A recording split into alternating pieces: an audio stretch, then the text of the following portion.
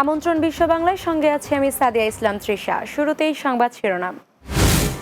কোনোভাবেই অবৈধ প্রবাসীদের থাকতে দেওয়া হবে না মালয়েশিয়ায়। 31 ডিসেম্বরের মধ্যে ফিরতে হবে নিজ দেশে। প্রতিদিন সাঁড়াশি অভিযান চালাচ্ছে দেশটির ইমিগ্রেশন বিভাগ। পারিপার্শ্বিক নানা চাপে প্রবাসীদের বাড়ছে হৃদরোগের ঝুঁকি। গেল এক সপ্তাহে মালয়েশিয়ায় পেনাংয়ে 3 বাংলাদেশির মৃত্যু। এবং বাণিজ্যিক উদ্দেশ্যে ধর্মীয় প্রতীক ব্যবহার নিষিদ্ধ করল সৌদি সরকার। 90 দিনের মধ্যে কার্যকর না করলে শাস্তিমূলক ব্যবস্থা।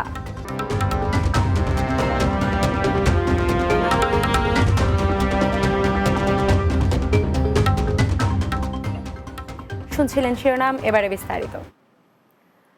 মালয়েশিয়ায় চারদিকে সাঁড়াশি অভিযানে তটস্থ করে তুলেছে অবৈধ প্রবাসীদের। রাজধানীর কুয়ালালামপুর সহ বিভিন্ন প্রদেশে প্রতিদিন চলছে ধরপাকড় অভিযান। আটক হচ্ছেন শত শত অভিবাসী। দেশটির ইমিগ্রেশন বিভাগ বলছে, কোনোভাবেই অবৈধ প্রবাসীদের থাকতে দেওয়া হবে না। চলতি বছরের 31 ডিসেম্বরের মধ্যে অবৈধদের নিজ নিজ দেশে ফিরতে হবে। মালয়েশিয়ার এমন দৃঢ় সিদ্ধান্তে দেশে না ফিরলে কঠোর ব্যবস্থা নেবে দেশটির সরকার। আরও জানাচ্ছেন মাহমুদ রুবেল। মালয়েশিয়ায় অবৈধভাবে থাকা বিদেশিদের বৈধ করতে 2022 সালের 27 জানুয়ারি রিক্যালিব্রেশন 2.0 প্রকল্প হাতে নেয় দেশটি। এই প্রকল্পের মাধ্যমে নিবন্ধন করে অবৈধ অভিবাসীদের বৈধ করার সুযোগ দেওয়া হয়। দফায় দফায় এই প্রকল্পের মেয়াদও বাড়ানো হয়। সর্বশেষ চলতি বছরের 31 মার্চ পর্যন্ত এই প্রকল্পের মেয়াদ থাকার মধ্যেও যারা বৈধতা নিতে পারেনি তারা রয়েছে গ্রেফতার আতঙ্কে। জঙ্গলে খাটের নিচে, বিল্ডিং থেকে লাফিয়ে, দেয়াল টপকিয়ে, প্রজেক্টের লঙ্কানে বা কাঠের নিচে গর্তে লুকিয়েও রক্ষা পাচ্ছে না অবৈধরা। চলতি বছরের 1 মার্চ থেকে শুরু হয় অভিবাসী প্রত্যাবাসন কর্মসূচি PRM। এই কর্মসূচির মাধ্যমে অবৈধ অভিবাসীদের দেশে চলে যেতে প্রতিনিয়ত আহ্বান জানাচ্ছে দেশটির সরকার ও স্থানীয় গণমাধ্যমগুলো। শুরু হওয়া এই প্রত্যাবাসন কর্মসূচি চলতি বছরের 31 ডিসেম্বরের মধ্যে স্বেচ্ছায় 500 রিঙ্গিত জরিমানা দিয়ে নিজ দেশে ফিরে যেতে সুযোগ করে দিয়েছে সরকার। আর এই সময়ের মধ্যেও চলছে অবৈধ অভিবাসীদের ধরতে সাঁড়াশি অভিযান। বৈধ পাস বা পারমিট ছাড়া কাজ করা এবং বৈধ ভ্রমণ ভিসা নেই এমন বিদেশিদের বিষয়ে তথ্য এবং জনসাধারণের দেওয়া সন্ধানের ভিত্তিতে সমগ্র মালয়েশিয়ার হটস্পটগুলোতে বিভিন্ন নামে অভিযান চালিয়ে প্রতিদিন বাংলাদেশ, ইন্দোনেশিয়া, ভারত, পাকিস্তান ও ভিয়েতনামের নাগরিকদের আটক করছে দেশটির ইমিগ্রেশন পুলিশ। ফলে মালয়েশিয়া সরকারের দেওয়া এত সুযোগ সত্ত্বেও দেশটিতে বর্তমানে থাকা প্রায় 15 লাখ বাংলাদেশির মধ্যে যারা অবৈধভাবে বসবাস করছেন তাদের মধ্যে বিরাজ করছে আতঙ্ক। দেশটির ইমিগ্রেশন বিভাগের দেওয়া তথ্য বলছে, গত 1 মার্চ থেকে শুরু হওয়া এই কর্মসূচির অধীনে চলতি বছরের 9 জুন পর্যন্ত প্রত্যাবাসন কর্মসূচির আওতায় নিজ দেশে ফিরতে 70,379 জন অবৈধ অভিবাসী নিবন্ধন করেছেন। এদের মধ্যে 9 জুন পর্যন্ত 61,054 জন নিজ দেশে ফিরেছেন। তবে এই সংখ্যায় কতজন বাংলাদেশি ফিরেছেন তা জানা যায়নি। Mahmud Rubel, Bangla TV, news desk. মালয়েশিয়ার পেনাং শহরে গত এক সপ্তাহে যশোরে 3 প্রবাসীর মৃত্যু হয়েছে। এর মধ্যে 2 জন হৃদরোগে আক্রান্ত হয়ে ও 1 জন সড়ক দুর্ঘটনায় মারা গেছেন। নিহতরা হলেন মনিরামপুর উপজেলার হরিহরনগর ইউনিয়নের তাজপুর গ্রামের আবু দাউদের ছেলে মহিদুল ইসলাম এবং ঝাপা ইউনিয়নের ঝাপা গ্রামের মৃত মনির উদ্দিনের ছেলে আব্দুল মজিদ। এছাড়াও সড়ক দুর্ঘটনায় মৃত্যু হয়েছে মিন্টু হোসেন নামের আরেক প্রবাসীর। বৃহস্পতিবার পেনাং শহরের একটি হাসপাতালে চিকিৎসাধীন অবস্থায় তার মৃত্যু হয়। নিহত মিন্টু হোসেন ঝাপা ইউনিয়নের হানুয়ার গ্রামের আমিন উদ্দিন সর্দারের ছেলে। এদিকে 3 রেমিটেন্স যোদ্ধার অকাল মৃত্যুতে পরিবারগুলোতে চলছে শোক। মরদেহ দ্রুত দেশে পাঠানোর দাবি জানিয়েছেন স্বজনেরা। ধর্মীয় অপব্যবহার রোধে বাণিজ্যিক উদ্দেশ্যে ধর্মীয় প্রতীক ব্যবহারকে নিষিদ্ধ ঘোষণা করেছে সৌদি আরব। একই সঙ্গে 90 দিনের মধ্যে তা কার্যকর না করলে শাস্তিমূলক ব্যবস্থা নেওয়া হবে বলেও জানিয়েছে দেশটির বাণিজ্য মন্ত্রণালয়।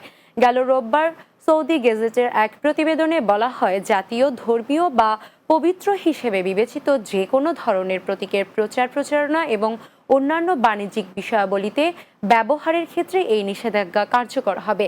এছাড়া সৌদি আরবে জাতীয় পতাকা, কোনো নেতার ছবি, বাণিজ্যিক লেনদেনের ক্ষেত্রে মুদ্রিত পণ্য, মিডিয়া বুলেটিন বা বিশেষ উপহারেও ধর্মীয় বা গোষ্ঠীর প্রতীক ব্যবহারে এই নিষেধাজ্ঞা দেয়া হয়েছে। এদিকে রাজতান্ত্রিক সৌদি সরকারের এই নির্দেশনার বিষয়ে প্রবাসীদের সচেতন থাকার আহ্বান জানিয়েছেন স্থানীয় কমিউনিটি নেতারা।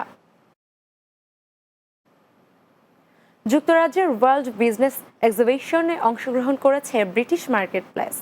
বাংলাদেশি মালিকানাধীন এ প্রতিষ্ঠানটি ব্যবসা পরিচালনার পাশাপাশি তুলে ধরেছেন সম্ভাবনাময় বিভিন্ন ব্যবসায়িক খাতকেও। লন্ডন ব্যুরো চিফ চৌধুরী মুরাদের প্রতিবেদনে বিস্তারিত। প্রতি বছরের মতো বিশ্বের সবচেয়ে বড় এক্সিবিশন সেন্টার লন্ডনের এক্সেল সেন্টারে অংশগ্রহণ করেছে ব্রিটিশ মার্কেট প্লেস। আমরা চাই ফার্স্ট টাইম এন্টারপ্রেনার যারাই ব্রিটিশ মার্কেট প্লেসের সাথে বিজনেস করতে চায় তাদেরকে আমরা মেইন স্ট্রিম প্ল্যাটফর্মে নিয়ে আসার জন্য কাজ করি। তারই ধারাবাহিকতা আমরা এবার আমাদের নিজস্ব প্রোডাক্ট লাইন নিয়ে এসেছি ব্রিডভোল্ট। ব্রিটিশ মার্কেট প্লেসের one of the product line.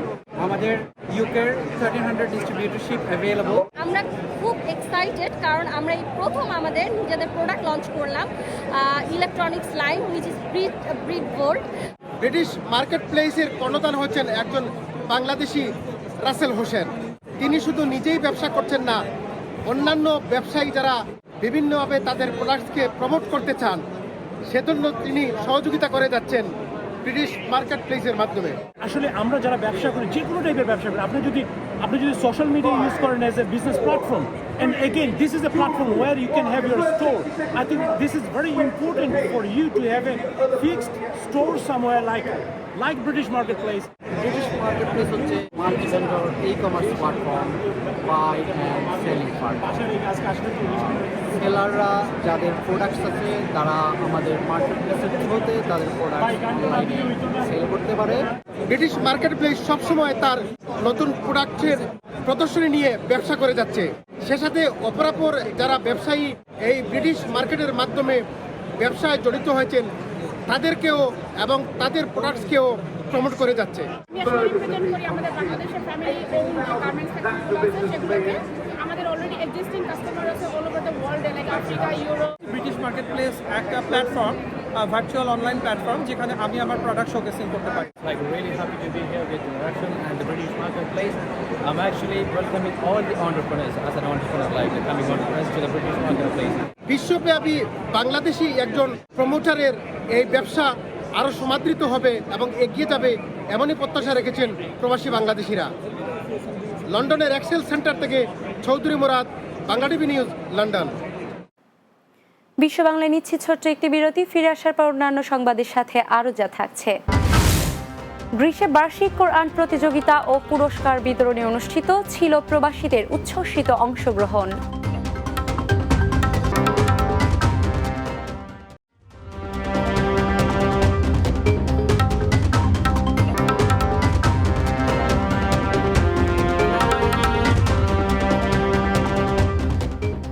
বিরতির পর বিশ্ব বাংলায় স্বাগত আরও একবার। গ্রীসে বসবাসরত বাংলাদেশিদের জন্য রাজধানী অ্যাথেন্সে বার্ষিক কোরআন প্রতিযোগিতা ও পুরস্কার বিতরণী সভা অনুষ্ঠিত হয়েছে।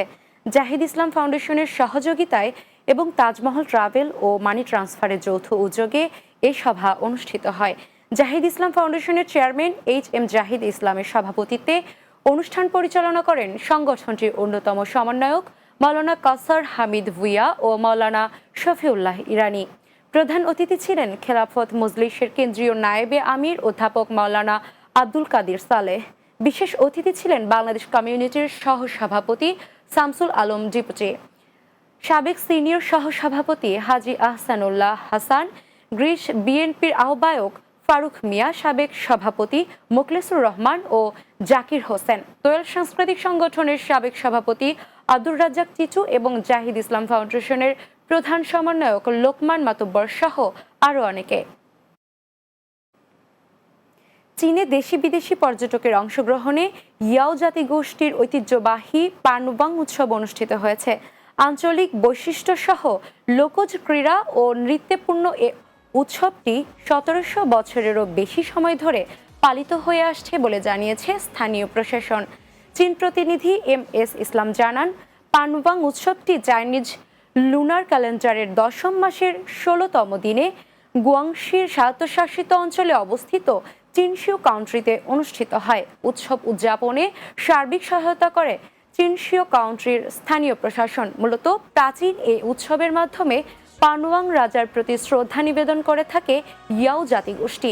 বিশেষ এই দিনে ধর্মীয় ভক্তির চিহ্ন হিসেবে তাদের দেবতাদের উদ্দেশ্যে শূকরের মাথা, আঠালো চালের কেক, মুরগি এবং চালের ওয়াইন বলিদান করে থাকেন স্থানীয়রা।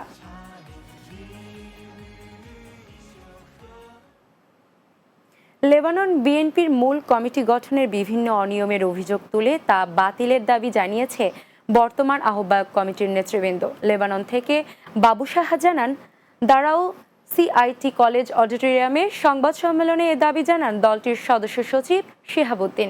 এ সময় বিএনপির মহাসচিব মির্জা ফখরুল ইসলাম আলমগীরের স্বাক্ষর জালিয়াতি করে লেবানন বিএনপির কমিটির অনুমোদন করা হয়েছে বলেও অভিযোগ করেন নেতাকর্মীরা। এছাড়াও কেন্দ্রীয় নেতৃবৃন্দদের হস্তক্ষেপে এ কমিটি বাতিল করে পরীক্ষিত নেতাকর্মীদের সমন্বয়ে পুনরায় কমিটি গঠনের দাবি জানানো হয়। সংবাদ সম্মেলনে উপস্থিত ছিলেন কমিটির প্রধান আহ্বায়ক জাহিদ সরকার, যুগ্ম সচিব বিলাল হোসেন তুষার, আসাদুল কবির, উজ্জ্বল গাজী ও আমজাদ হোসেন সহ আরও অনেকে।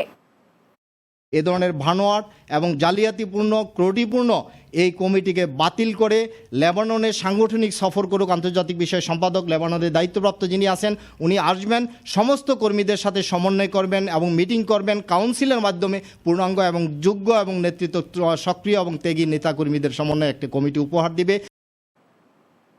Institution of diploma engineers Bangladesh IDEBর কাতার চ্যাপ্টারের উদ্যোগে বার্ষিক টেকনিক্যাল সেমিনার অনুষ্ঠিত হয়েছে। শনিবার কাতারের রাজধানী দোহার হোটেল দি ট্রিফেন হাউসে এই আয়োজন করা হয়। কাতার প্রতিনিধি আকবর হোসেন বাচু জানান, IDEBর কাতার চ্যাপ্টারের সভাপতি প্রকৌশলী মোহাম্মদ আব্দুল মুকিতের সভাপতিত্বে অনুষ্ঠান পরিচালনা করেন সহসভাপতি প্রকৌশলী আমানত হোসেন। সাধারণ সম্পাদক প্রকৌশলী হেদায়েতুল্লাহ কবিরের ব্যবস্থাপনায় এতে মূল প্রবন্ধ উপস্থাপন করেন প্রকৌশলী মিজানুর রহমান এবং প্রকৌশলী মোহাম্মদ শাহজালাল। শুরুতে স্বাগত বক্তব্য করেন সংগঠনের সহসভাপতি প্রকৌশলী আশরাফ উদ্দিন। অনুষ্ঠানে প্রধান অতিথি ছিলেন কাতারে নিযুক্ত বাংলাদেশ রাষ্ট্রদূত মোহাম্মদ নজরুল ইসলাম। বিশেষ অতিথি ছিলেন কাতার কমিউনিটি পুলিশিংয়ের ডিপার্টমেন্টের external branch officer captain Shihab ম্যানুয়ার আল সামারি। এছাড়াও উপস্থিত ছিলেন দূতাবাসের defence attaché brigadier general M Khairuddin, BCQ president engineer Anwar Hossain Akon, Qatar ইউনিভার্সিটির অধ্যাপক ডক্টর আনারুল হক ও হাবিথ ইউনিভার্সিটির অধ্যাপক ডক্টর শামসুল আরফিন সহ আরও অনেকে।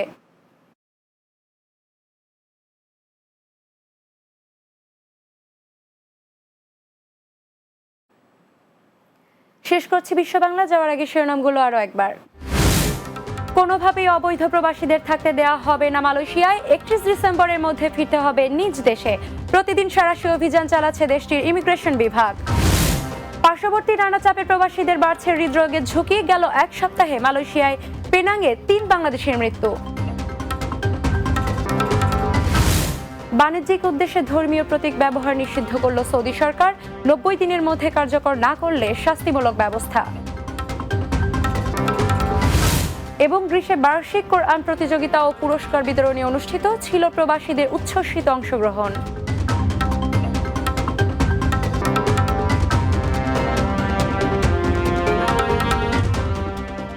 এই ছিল বিশ্ব বাংলা। এতক্ষণ সঙ্গে থাকার জন্য ধন্যবাদ সবাইকে।